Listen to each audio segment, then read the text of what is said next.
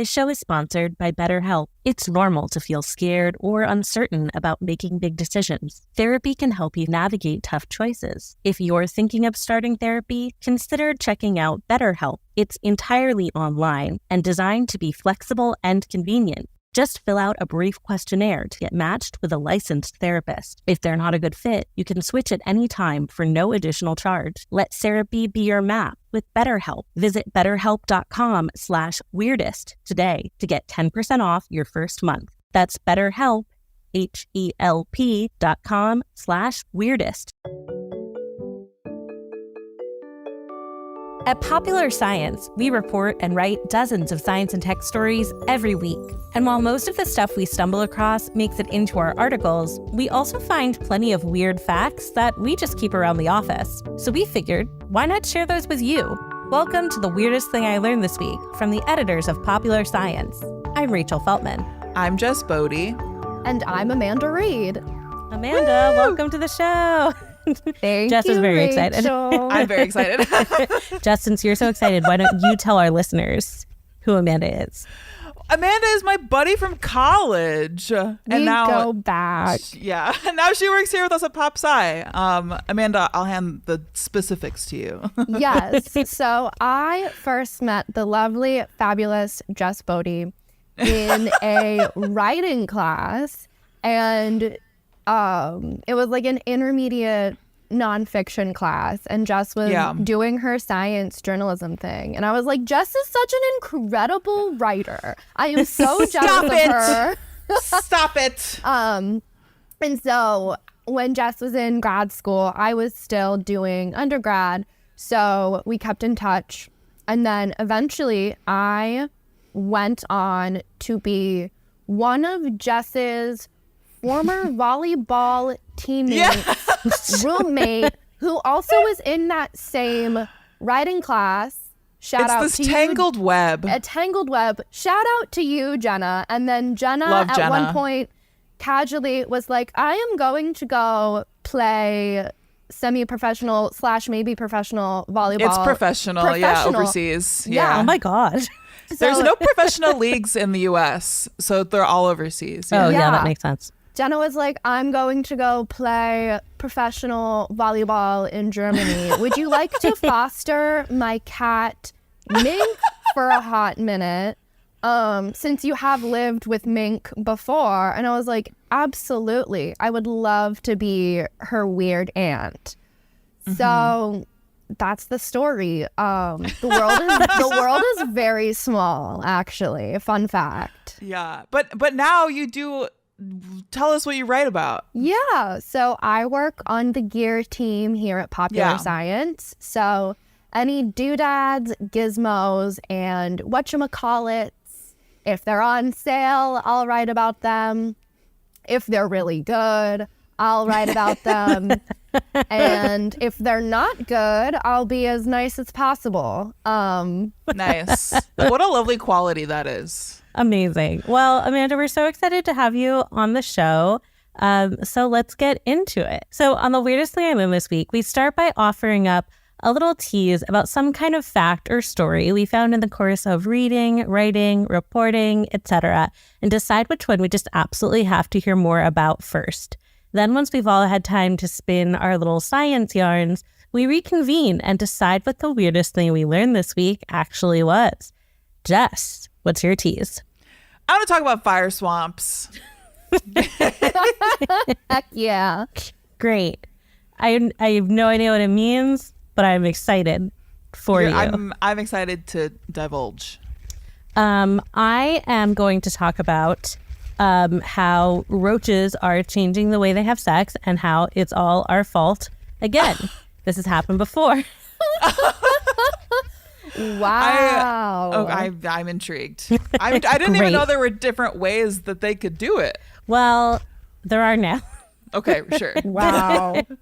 Amanda, what's your tease? Yes. So my tease is scientific scams, why they happen, and how to potentially spot them.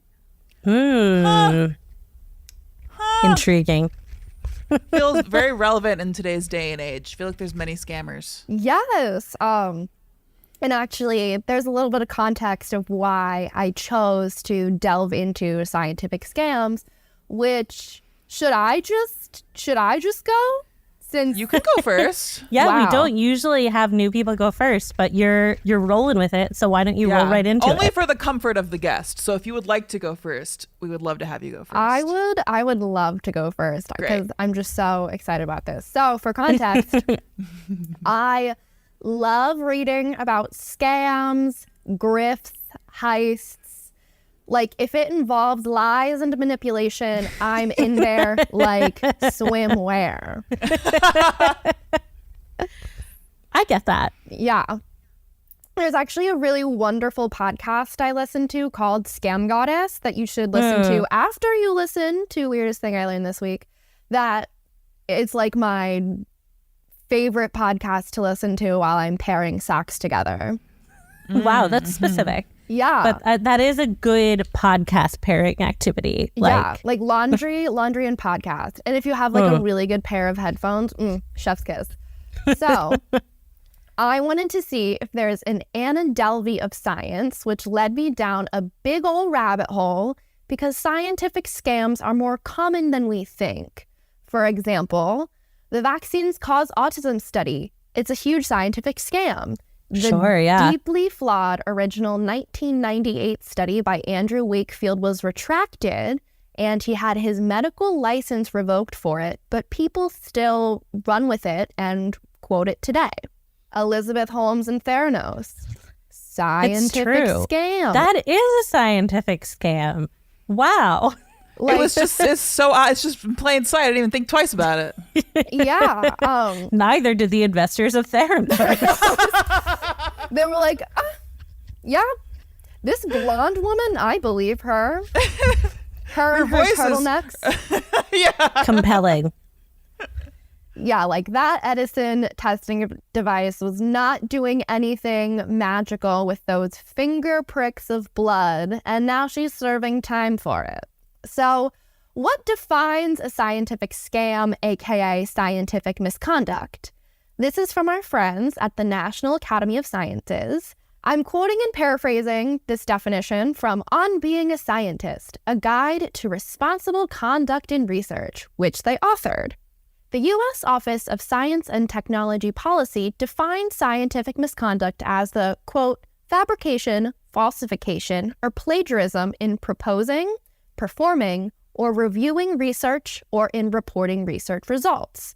And then they go on to define these elements. So fabrication is making up results or data. Falsification is manipulating research materials, equipment, or processes, or changing or omitting data or results such that the research is not accurately represented in the research record. So, for example, photo manipulation with Photoshop, which, quick aside, if you know Photoshop, the world is absolutely your oyster. Big time. It's true. At this point, if you even know Canva, the world is your oyster. Yeah, That's true. Canva has really stepped up their game. Yeah. Really opened up the scam market, I would say. Indeed. Like Canva, memes- don't sue me. I love your products. Oh, absolutely. Not Canva, not just for scammers. Also for graphic design girlies. Also for graphic design girlies. If you need an infographic made, Canva's your girl. But like, I wonder, because the big thing with Photoshop, which we do not support, we are not endorsing this practice, but like bank statements, I wonder if Canva's trying to get in on the bank statement creating game. Like, are the girls getting those apartments that they're applying for? Right. Thanks to Canva, or is Probably. They just unveiled the magic eraser tool. So, perfect. yes. There you go. Done deal. So selfies and bank statements.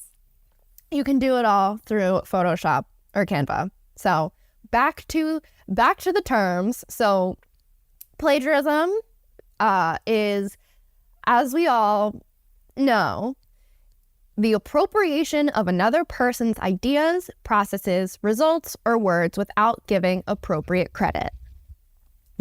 So some places even add abuse of confidentiality in peer review, which is if it's not anonymously conducted or if the I see. If the peer reviewers know whose paper it is, yeah, which would bias them to be like, oh yeah, this is big famous man's paper, it's gonna be correct. That's my pal. So this is another fun thing that they consider misconduct: failure to allocate credit appropriately in scientific publications. So there's ghost authorship, where the real author is not listed as an author. And then there's guest authorship, where someone who wasn't involved in the research adds their name, mostly for credibility clout, which is fabulous. That's wild. Yeah, well, and so much of that is like, it's so, at least my understanding is that it's such a gray area, because it's like standard practice, right, for the head of a lab to have their name on a study. Right. And of course, in most labs, your grad students, if they're doing a study, you're highly involved as their advisor.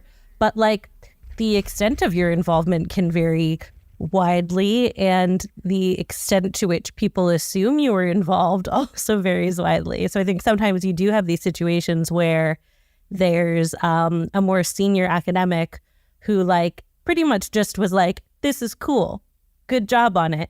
And then their name is on there for credibility, which is like, is that such a problem? Probably not, most academics would say. But then it becomes a problem if you're using that to like grease the wheels on really shoddy research that person didn't actually like verify was good. But yeah, it's like, I feel like that one in particular is like a very blurry line in academia. Yeah. And then there's more.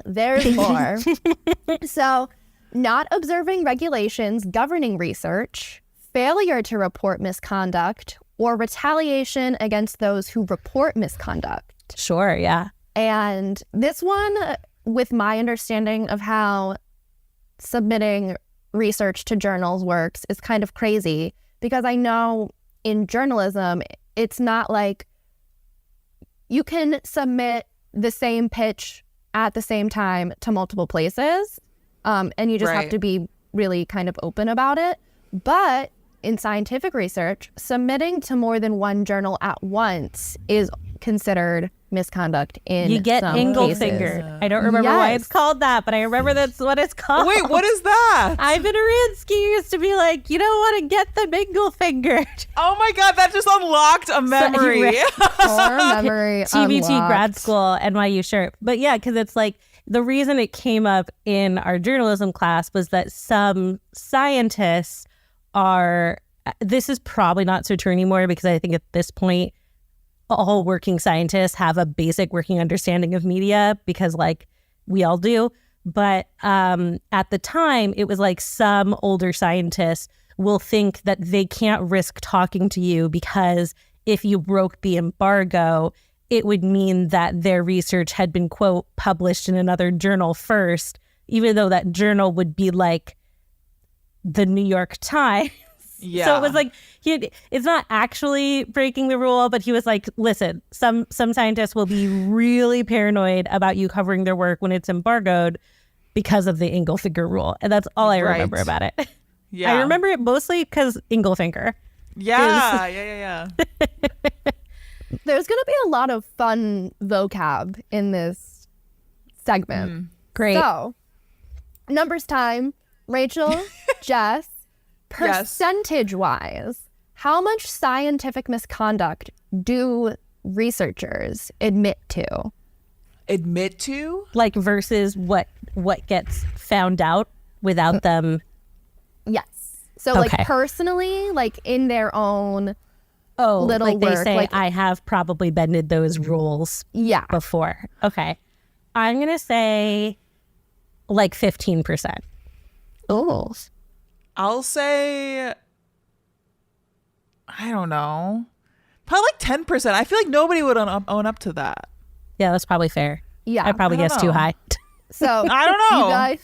You guys are right. According to a 2009 study titled "How Many Scientists Fabricate and Falsify Research: A Systematic Review and Meta-Analysis of Survey Data," say that 5 times fast, around 2% of scientists have admitted to fabricating, falsifying, or modifying data or results at least once. 2%. 2%, which you guys are right. Not that many admit to it. However, around 34% have admitted to performing other questionable research practices. What? Yeah. I bet it's one of those things too where if you like describe the thing they do without like calling it misconduct, that like a lot of people will be like, yeah, I've done that. Yeah. Right. Everybody does that. And then you're like, yeah, that's Gotcha. the definition of plagiarism. It's like, oh no, I told my friends my research over happy hour drinks. Right. I am no longer allowed to be a scientist. Yeah, listen, there's a spectrum of Yeah. poor behavior. And I Yeah. have to imagine it varies a lot by field. Yeah. Which Totally. we also will get into Oh, later. good. I want to know who the worst is. Yeah. So this study also put out a survey asking about the behaviors of colleagues. So Oh. when researchers are asked about their colleagues, admission rates were around 14% for falsification and 72% for other questionable research practices. Damn, people are Ruthless. not loyal. Yeah. Wow. Shocking. They have some stuff to work out Yeah. I think so too. interdepartmentally. I think Yeah. the researchers should fight, maybe. That's a good way to solve it. Yeah, with classic fisticuffs. We do not condone violence on this podcast. But we do condone like classic fisticuffs in like a consensual setting. Yeah. Yeah. Like if you call them fisticuffs, if you wear like an old-timey strongman outfit while you do Yes. it, I condone that. Yeah, absolutely. Same here. That's something I can get behind. So why does this happen? Scientists are people too. Breaking What? news. Crazy. And people do dishonest things to climb the career ladder, and research is a competitive field. So David Goldstein, a physicist and Caltech professor, studies scientific misconduct and has identified 3 motives for doing it. Career pressure, naturally. Knowing the answer to the problem they were considering and believing that it was unnecessary to do the work properly. Gosh, that is Come that's on. bad. That's Essentially the opposite of arrogance. Your job. Just call it arrogance. Yeah. Yeah, like it feels very 7th grade science fair to me. Like, oh gosh, everyone's done the Skittles color distribution test. We all know grape is the one that is least included. I'm just going to look at one bag, take some pictures, and make up the rest of the figures. and Right. To hopefully me, pass. that's so much more like upsetting and problematic and like makes me suspicious of all of that person's future work than just like wanting to get ahead and Yeah. being like, I'll Totally. be sneaky. The being Yeah. like, actually, I don't have to actually do science to be a good scientist is like, no, so Danger. bad. Yeah, Alarm danger. bells. Danger, danger, wee woo, wee woo. Someone bonk them over the head with a beaker, please. And those beakers are made of borosilicate glass, which means they're pretty sturdy. I thought we don't condone violence. Only if it's something that would happen like in the Three Stooges. Yeah, Right. okay. exactly. With sound effects. Yeah. It's like that Snapchat filter. Does anyone remember the Snapchat bonk filter with the little bonk sound? Bonk. That's a vintage Snapchat. I mean, I don't know. I guess people still use Snapchat. Yeah. It was a good vintage. Yeah, vintage meme. Um, Anyway. So speaking earlier to what field does this happen the most in? So science misconduct is more likely to happen if they work in a field where data is not precisely reproducible, like life sciences. Sure. And the yeah. data manipulation is more difficult to detect, which means it's easier to cheat. Yeah, Right. that You know, tracks. whenever I mean, like, this was a huge thing in nutrition research a few years ago. And it's like, yeah, because nutrition research is pretty much based on user surveys, and like those are already kind of messy data to work with, like pretty unreliable data. So then it's just like so easy to just like throw in some people who don't exist, or like accidentally lose a few people. Yeah. And then there's all the statistical manipulation you can do. So wild. So who or what keeps scientific misconduct from happening? It kind of operates similar to the honor system, which might not work. Yeah. So, for example, study authors are expected to check their findings when submitting to academic journals, which sometimes people don't check their work, and they're just like, I'm done, here you go. Yeah. Misconduct investigations usually come from that person's academic institution, which is a rigorous and pricey process. And if the person in question is a high-up individual, there could be some conflict of interests and covering up happening. Sure. Yeah. Calling out misconduct is also on the shoulders of colleagues reporting their concerns, which means if you don't have that much skin in the game, you might not be comfortable expressing your concerns when seeing scientific misconduct. So thankfully, preventing misconduct gets more concrete when you hit the journal level, thanks to the Committee of Publication Ethics, which has clear retraction guidelines, but it's on the journal editors to spot it.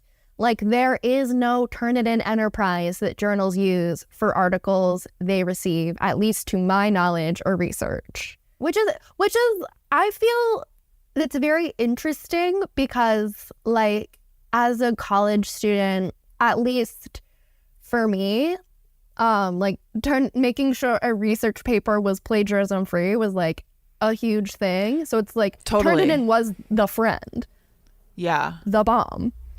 Mm-hmm. And I then also feared it though. You know? oh, absolutely. Like, what if I accidentally do something that gets caught by Turnitin.com, and then I'm like, what do I even do? And that never happened. But like, what? Like, what's my word against the robot? I don't know. Exactly. And what if I use Turnitin and Turnitin is like, okay, no plagiarism, congratulations, go on your merry way. But like, if my professor were to check my paper, like, what if there's some secret plagiarism that Turnitin didn't check? This is so telling about anxiety. the kinds of students we were. I don't think this is the way everybody thinks. We just want to tell the truth. That's We all do. we want to do. Yeah. So, how do you potentially spot scientific misconduct? So, a 2016 study titled Linguistic Obfuscation, which fun vocabulary word, it pretty much means Indeed. like covering up. Oh, okay. Cool. Linguistic obfuscation in fraudulent science looked to answer that question. The authors, Jeff Hancock and David Markowitz, looked at the archives of PubMed, a database of life and sciences journals from 1973 to 2013 for retracted papers. They identified 253, primarily from biomedical journals, and compared them to unretracted papers from the same journals during the same years and covering the same topics. Their hypothesis was that scientists know they're committing misconduct, and they skirt around their findings using language. Looking at the kinds of language they use can differentiate a scammy paper from a legit one. Which, Like, they use words with like a little wiggle room or something. yeah. So they rated the level of fraud in each paper using an obfuscation index, which calculated the degree to which the authors attempted to mask their false results. They created this index by looking at the number of casual terms used, looking at abstract language, jargon, positive emotion terms, so like good, great, all that jazz. And they also looked at ease of reading score. So like how easily can someone read this paper? Like what is the grade level?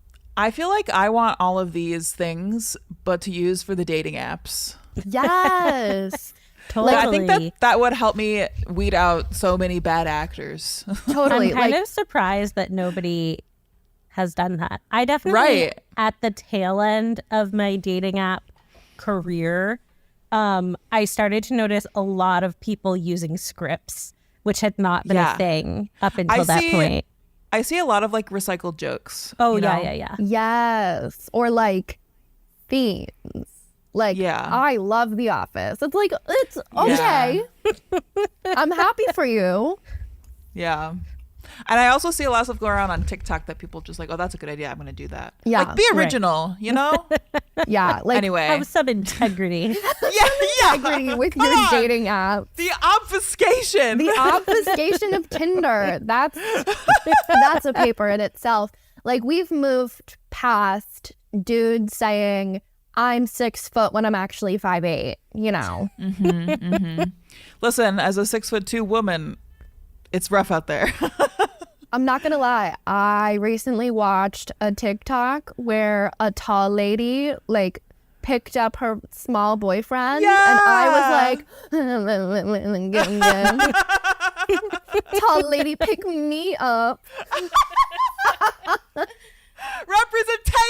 Representation matters. It matters. Anyway, back to the scamming. Back to scientific misconduct.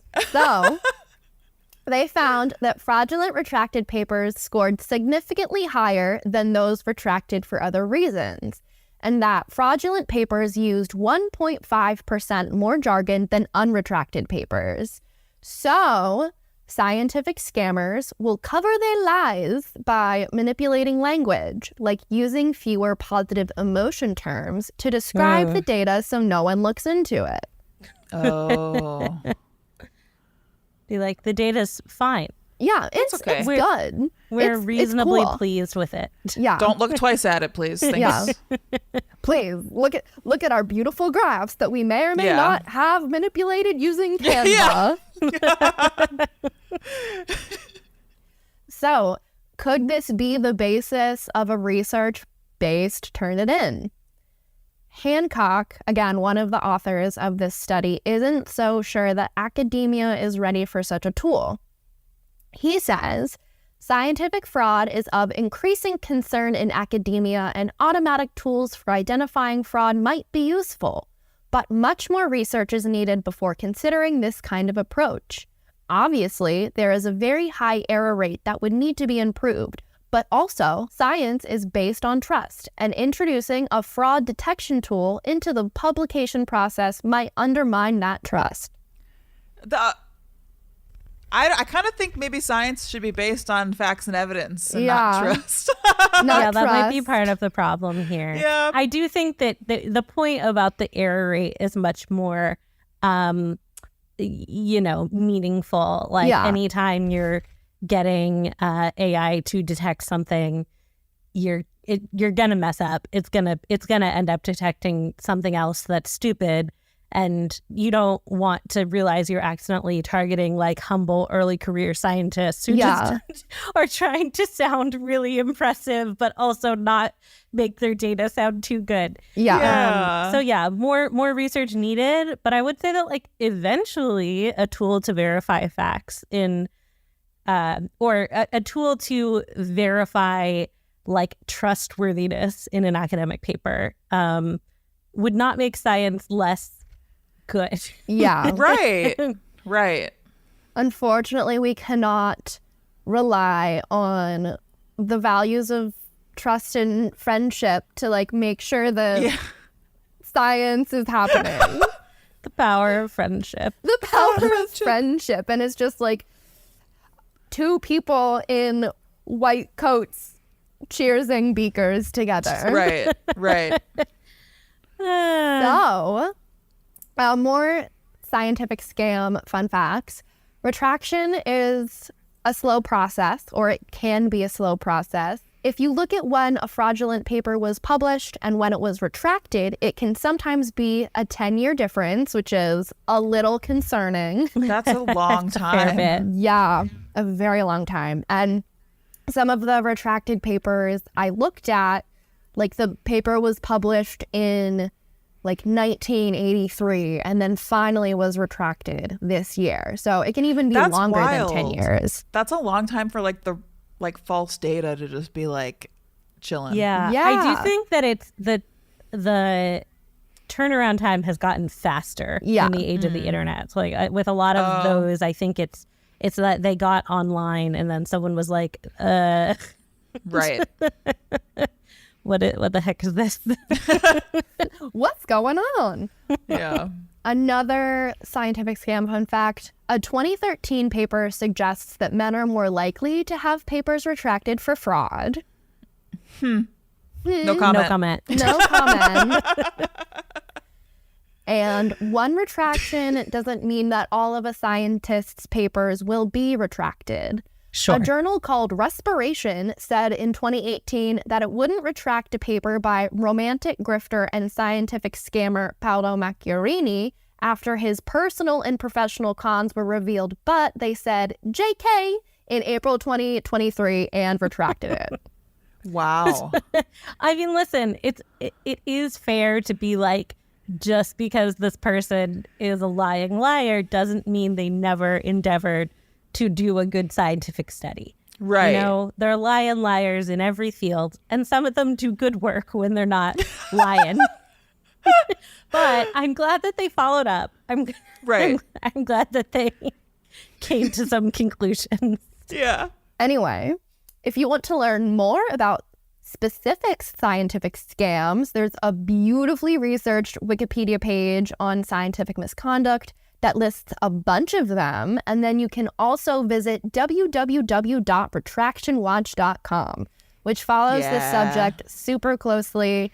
They also have a leaderboard of who has the most retractions. That prize topping the leaderboard is Yoshitaka Fuji with 183 total retractions. What? Very nice. What? One of the founders of Retraction Watch is the professor who told us about Inglefingering. Inglefinger. Yeah. It all comes back to Sherp. Thanks, Yes. Ivan. We love you, Ivan. Ivan. I your don't part. know you, but I love your work. So the moral of the story is watch for jargon, lies will catch up to you, and learn Photoshop, or even learn the basics of Canva. There you go. Amazing. I loved it. Me too. Wonderful. All right, we're going to take a quick break, and then we'll be back with some more facts. This show is sponsored by BetterHelp. About a year ago, I was facing a really tough decision. I was burned out and exhausted, and I knew I had to make a major change. But the idea of leaving my dream job to take a break was terrifying. What if I was making a huge mistake? It's normal to feel scared or uncertain about making big decisions, whether they're about your career, relationships, or health.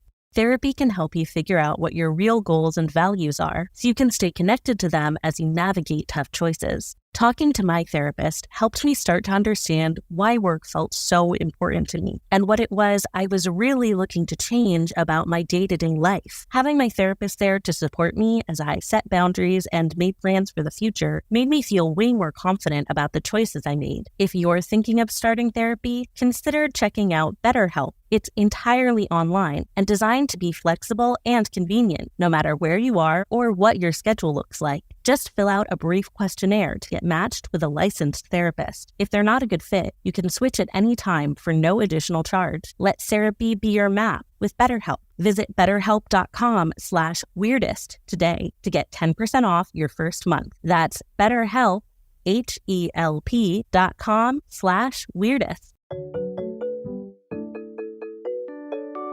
Okay, we're back, and I'm going to talk about roaches and how they have sex and how humans are changing it and messing it up.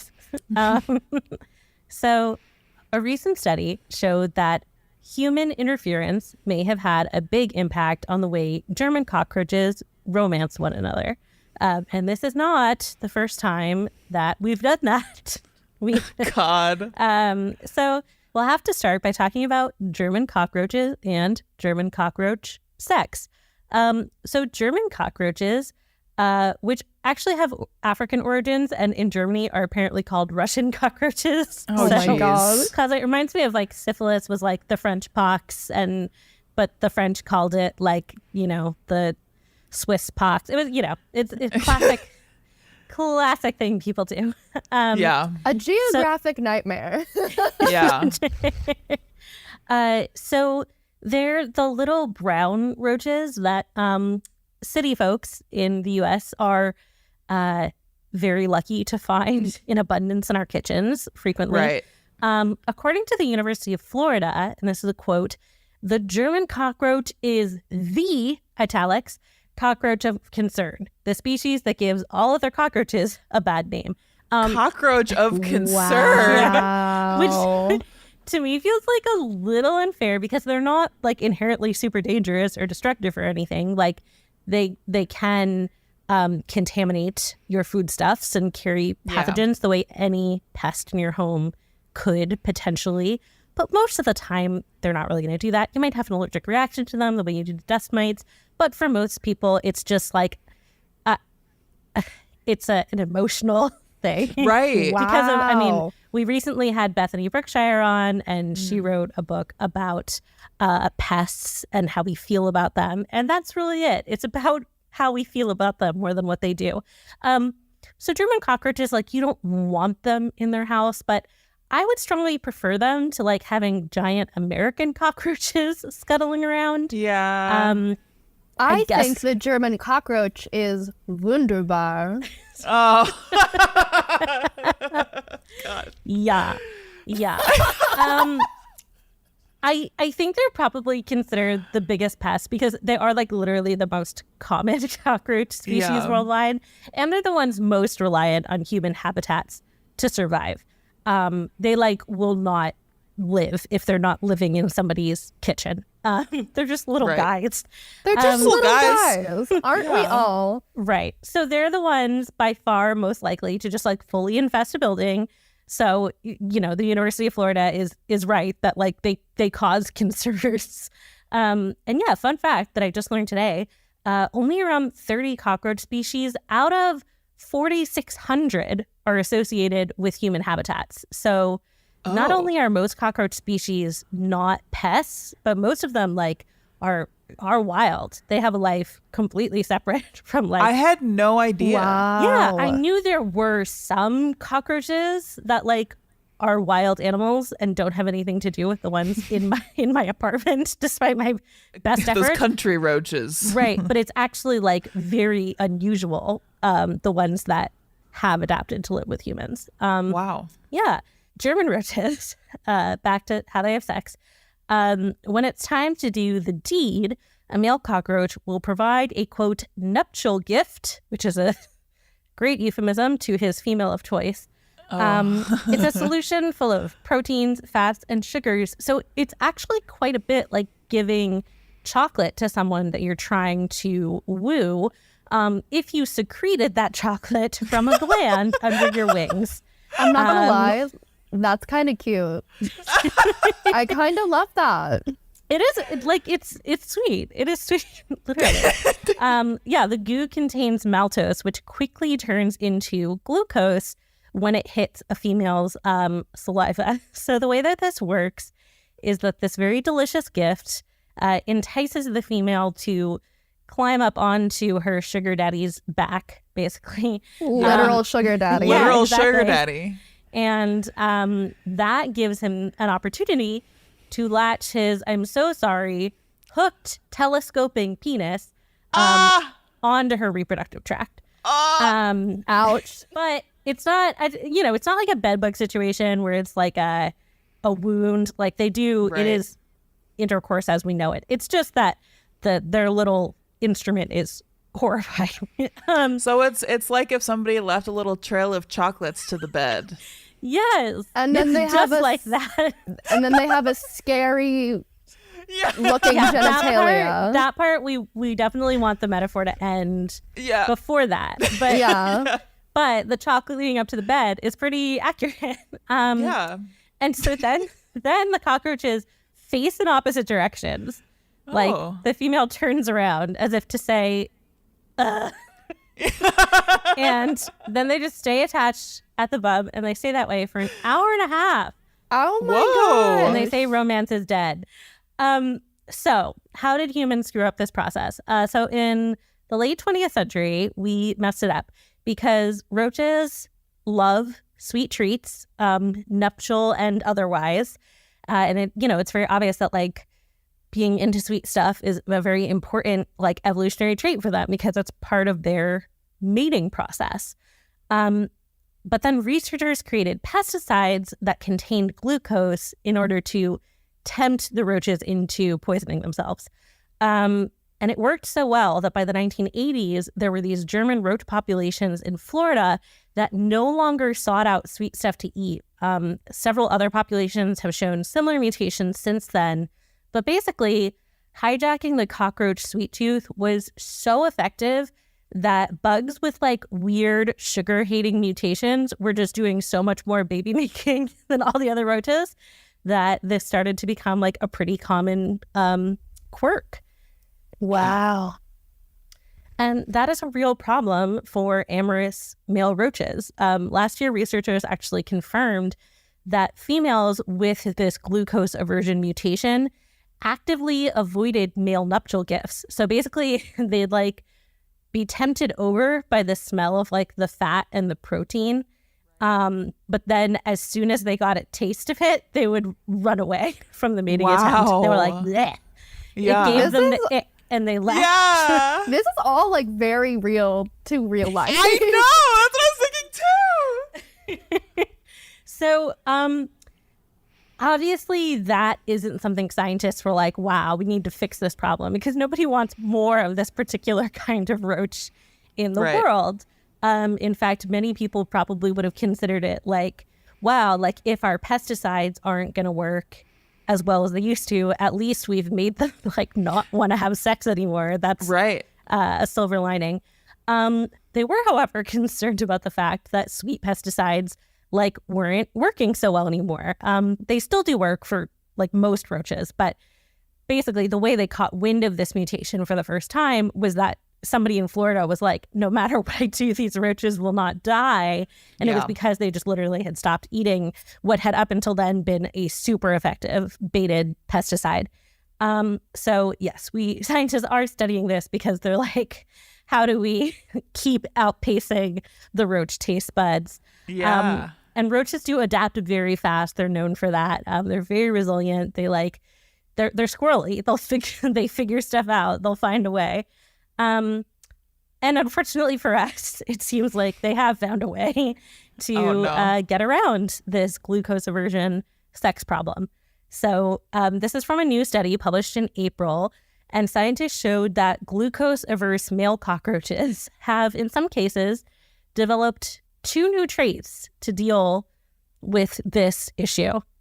First of all, they've started to secrete less maltose in their homemade chocolate and replaced it with a higher level of maltotriose. And that's a more complex sugar molecule. It takes longer to break down, like 5 minutes to turn into glucose versus a few seconds. And actually, even when females don't have glucose aversion, they seem to like this stuff better. I think it's actually sweeter once it hits, is my understanding. And because there's such a long delay in it turning into glucose, the female cockroaches that do have this glucose aversion like won't scurry off before the mating starts. I see. The males also got faster in doing their like chocolate to genital bait and switch. Wow. It usually takes the male like 3 to 4 seconds to lock on to their target to Lock dock. on. But scientists say that the ones they observed had shaved around a second off of that time, which makes a big difference. Speed runners. Yeah, exactly. Cockroach speedrunners. Press VL to target and then go. And then meanwhile, the females seemed to be developing changes in their saliva that made the process of turning maltose or maltotriose into glucose even slower. So again, like the roaches that are successfully reproducing have these quirks that get around this new glucose aversion. One caveat is that all of these roaches were like lab populations. So it's not clear if this has or could happen, like, you know, with the roaches in your kitchen. But it has, you know, they didn't do anything in particular to these roaches to make them adapt. Right. They just kept trying to poison them, probably. Yeah. But yeah, that's my whole story.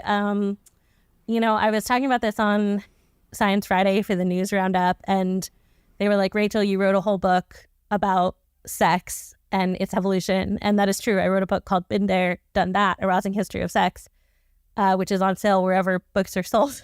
And hell yeah. Ooh, go buy it. We're gently asking you to do so, but not pressuring you or anything. But, you know, they were like, how, you know, what do you think this says about the evolution of sex? And I was like, it's a great reminder that like sex is a process that is like the result of a bunch of environmental pressures over a long period of time. And yeah, it changes way faster with roaches than it did for like our pre-human ancestors probably. But like it is true that like, you know, sex has not always worked the way it does now. And I think that's cool. It's like it's a very like DIY process. Like totally. Sometimes it's gotta change. And roaches aren't fussed. They just do what they gotta do. So there's that's my whole story. There's no toxic masculinity in the roach in population. the roach Absolutely community. Not. There's no room for it. So like not only will roaches possibly survive a nuclear apocalypse, they will be better for it. Because there won't be humans trying to poison them and changing the way they bone. Right. Yeah, it's a fair point. It's time to leave them alone. No, I say that as I like am reminding myself it's time to replace the bait traps in my kitchen. So totally. Hope there's not too much evolution going on in my kitchen cabinet. All right, we're going to take a quick break and then we'll be back with one more fact.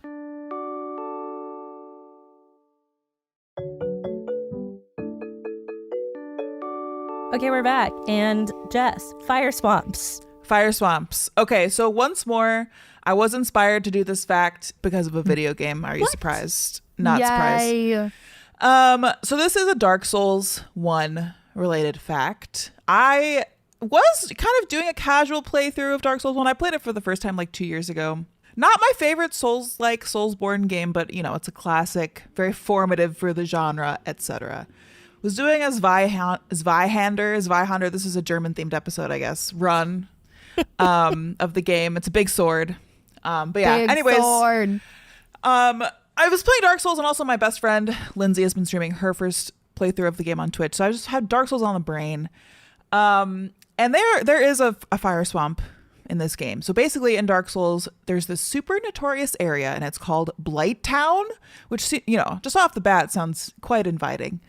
And it's notorious for being really, really sucky and really difficult and super jank. So this game came out back in like 2011, I believe it was, like on PS3, Xbox 360. It's an older game. And this area of Blighttown is this like series of rickety wooden platforms and scaffolding that are all attached to like the side of this giant cliff. And because there's so much data loading in, like items and enemies and bonfires and chests and everything, the game just gets super framey and stuttery. And it's just like, you know, people have called it unplayable. And it's, you know, it's better in modern consoles and the remastered version, yada, yada. But you traverse this very difficult area. You get to the bottom and you think, oh God, finally, salvation. No, it's a poison swamp. It only gets worse from there. It only gets worse. And yeah, the poison swamp is like a classic thing in these Soulsborne games. Like last time I was here on Weirdest Thing, I talked about Elden Ring. That game's got poison swamps. Dark Souls has them. Bloodborne's got them. They're everywhere. So you go through this poison swamp. It's a really cool, like, kind of bog area. It's kind of nice. You know, we love bogs here on Weirdest Thing. Love a bog body. Additionally, yes, we've done bog bodies here, actually. Good times. But yeah, you get to the end of this bog and you find the boss, and it's this beautiful, terrifying spider lady, and her name is Quelaag. Whoa! What a beautiful name for a girl. I love her. She's like this woman, and she has long dark brown hair, and she's kind of naked. Like, they don't show you her nipples, but like she's not wearing clothes. Oh my god. But then like at the end of her torso, like from the waist down, she's attached to the top of this like giant grotesque spider. All right. And it has a bunch of eyes, and it's kind of hairy, and then it pukes lava, and she uses a fire sword. It's a very cool boss, one of my favorites. But yeah, so then, you know, she's like a fire boss, and then when you beat her, you keep going down lower, and it's a fire zone. It's like fire, magma, death, you know, all this fire stuff. So all of that, you know, thinking about like the swamp and then like the fire kind of oozing up beneath makes me think of Princess Bride as well. Yeah. Which has the fire swamp. Which again kind of seems like a normal swamp, but then the jets of fire burst forth from the ground. Almost like there is some pool of fire and magma and death underneath. And I wondered to myself, are fire swamps real? And the answer is maybe, kind of, sort of. So there have been instances in real life of people traversing swamps, either on foot or by boat, and then poof, a plume of flames erupts. And this is where a lot of like ghost stories and swamps come from. So there is some European folklore where these fireballs were thought to be like satanic sprites that could wield what fire. What is the name for them? They have a fun name. Will-o'-the-wisps. Yeah, will-o'-the-wisps. Ooh. Yeah. And then actually there's another tale, like old European folk tale, about these like lights in the swamp being the soul of a man named Jack. And he was denied entry to the underworld. And so he was like this grumpy old ghost, and he's holding like this lantern. So it's like Jack-o'-lantern. Oh. And apparently the lantern was supposed to be like a burning piece of coal inside of a carved turnip. All right. I don't know why. I mean, maybe they just didn't have pumpkins there, and we don't really know like why we use pumpkins for jack-o'-lanterns. But, you know, the idea basically was that this like old, like lost soul Jack was like luring travelers off the path, and, you know, you'd get lost or you'd drown or whatever. So, you know, just little ghost things. Just ghost things. Just being ghosty grumpy things. and being like, oh, I'm so mad. I'm going to go lead someone astray and lead them to a swamp and then engulf them in flames. Yeah, exactly. So, okay. So let's say, you know, maybe it's not ghosts. Like, what could another explanation be? Maybe it is. But if it's not, could it be a scientific phenomenon? Well, Pops, I actually did a story on this back in 2018. And the writer of that story, Benji Jones, interviewed a few folks about it. He interviewed somebody, a microbial biochemist at Rutgers named Jess Boddy. And Dr. Boyd said, unlike oceans and lakes, bog water is stagnant and oxygen deprived. So this makes the perfect environment for anaerobic bacteria, which, again, I talked about in my Elden Ring corpse wax fact. But basically, anaerobic bacteria are just microorganisms that live like really well without oxygen. Like, they don't need oxygen to survive. So they thrive in the swamps and in the bogs. And then in bogs, one specific group of anaerobic microbes can be especially present, and that group specifically is called the methanogens. That's kind of a sleigh name. Yeah, right? So I like that. Good you name. might be asking, you know, what is a methanogen? Well, these things, they eat dead plant material, they break it down, and the byproduct can be methane gas. Wow. Methane gas is very flammable. You probably know where this is going. Farts. Yeah, farts. well, yes, definitely farts. But basically, yeah, like all of these methanogen bacteria things, they are hanging out in these bogs, making flammable fart gas underwater. It kind of gets trapped down there. Sometimes it like jostles around surfaces, and then it gets ignited, and it's a plume of flame. And yeah, this notion of the fire swamp isn't exactly new. In fact, flammable bogs are a part of what some people consider to be the first American science experiment. Ooh. I don't know if that's like official, but like people kind of say that. So basically, here are the deets. In 1783, George Washington, he was waiting in Princeton, New Jersey for the freshly signed Treaty of Paris. He was killing time with his pals by debating something. He was arguing with Thomas Paine and his soldiers about how these will-o'-the-wisps were formed. Apparently, they were very well documented at the time. And so Washington and Paine were like, it's natural gas. Like, come on, it's that simple. The soldiers were like, no, like, it's ghosts. Yeah, something spooky. Yeah. So they took a boat out on I think it was the Millstone River, and it was a very bog, swampy area. And this is from Doug Evely, another microbiologist at Rutgers. And he said that they took long poles and probed the mud. Looking for ghosts. And Looking for mud ghosts. Get out of the mud, ghost. They actually held a flame over the water. So when the gas came up and it ignited a big flash, so they found that their first fire swamp. So that's what people say is like the first experiment in America, which, experiment used loosely, but could be. And apparently, I found this info from 2008 that like people reenact it. That's so much better than most reenactments. I agree. Now I need to see if they keep doing I want to it. go hunting for mud ghosts. I'm with you. Exactly. Rejoice, people of New Jersey. You have a cool story. Yeah. And like a potentially cool thing to attend. I feel like Jersey gets a lot of hate when we should be taking that aversion to the state of Ohio. Listen, as someone who was both born in New Jersey and now lives in New Jersey, though two very different parts of the state, I agree. New Jersey is great. Is it, a trash state full of trash people? Yes, but so is the entire United States of our America. It's got really great stuff here. So I'm a fan. Like the Jersey Turnpike, both the highway and the dance move. Oh my God. Oh. We have Hoagie Fest. So end of discussion. Well, the final piece here, coming back to the will-o'-the-wisp, if this gas is getting like created and then dislodged, like how does it get ignited if it's just by itself out there in the bog and you're seeing it from afar? How does that happen? So this is still somewhat of a mystery, but there are some theories. So one example is that anaerobic microbes can make another byproduct when they're out there eating stuff called phosphine.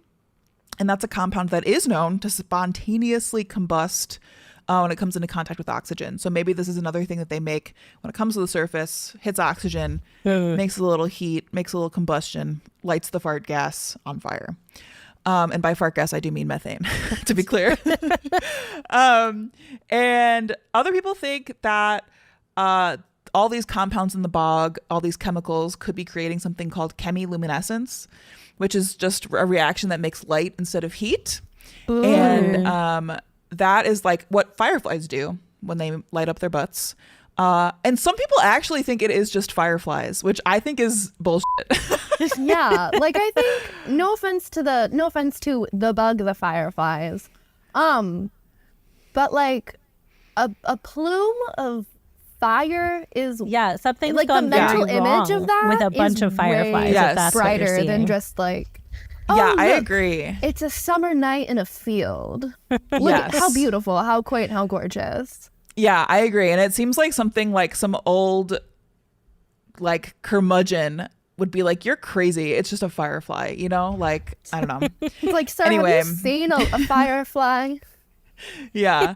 So scientists basically think it's more likely that it is the first situation of the gas and the phosphine. Maybe there's an explanation we don't know yet, but fire swamps are thought to like have some kind of scientific explanation. They're very rarely, if ever, caught on film though. So that's another like kind of question mark. But just some final fun facts before I wrap up. Over the course of researching this fact, I learned that another word for swamp is quag, Quag, which is just like the name of that boss, Quaalag. I wonder if that's the same root as like quagmire. Yeah. Oh, I didn't even think of that. That makes total sense. Yeah, that's like a swamp of a situation, if you will. Right. Oh my gosh. Wow, that makes total sense. Language is so cool, guys. Yeah, I love linguistics, actually. But yeah, and then the last thing is that, bring it all back to Dark Souls, is that like the ideas of fire and pyromancy in Dark Souls are often associated with chaos. And I just kept thinking about how, we have like a scientific metric for measuring chaos, or at least kind of like, measuring disorder is like entropy, basically. Sure, yeah. And how in Dark Souls, if you think of like where the chaos magic and the chaos stuff is in Dark Souls, it's in like the fire and the swamp, which I think are traditionally very high like levels of entropy, which I think is cool. Yeah, he is chaotic from a right physical standpoint. Exactly. So yeah, I just love a little art meets science moment. Yeah. But yeah, I think we should all take a field trip to the river. The yeah, river. You guys come to New Jersey and we'll either, find an official recreation, or we'll just do it ourselves. Exactly. It's just I love poking at that. mud. So. Yeah. We've got some long sticks. It'll be a blast. It's like, all right, so you hold the lighter, you poke the bog. That's what we're doing instead of the Next Weirdest Thing live show. Just a bog poking trip. Yeah. Amazing. So what was the weirdest thing we learned this week? So many facts. So packed fun. Wow. I mean, the real weirdest thing we learned this week were the friends we made along the way. Exactly. And the scams we got away with. Yeah. The nuptial gift sticks out to me. Yeah, I'll be thinking about the like disturbingly apt metaphor of giving someone chocolate and then how horrifying that metaphor becomes immediately. Yes. Danger. Yeah. Well, it was a good app. Good app. So we're all winners in my book. Exactly. I love that. Loved. Personally, I'm here for the fire swamp. Yeah, Nice. it's a good. Bring it's me good. to the bog. I love a fart in bog. Yeah. The Weirdest Thing I Learned this week is produced by all of our hosts, including me, Rachel Feltman, along with Jess Boddy, who also serves as our audio engineer and editor extraordinaire. Our theme music is by Billy Cadden. Our logo is by Katie Beloff. If you have questions, suggestions, or weird stories to share, tweet us at weirdest_thing. Thanks for listening, weirdos.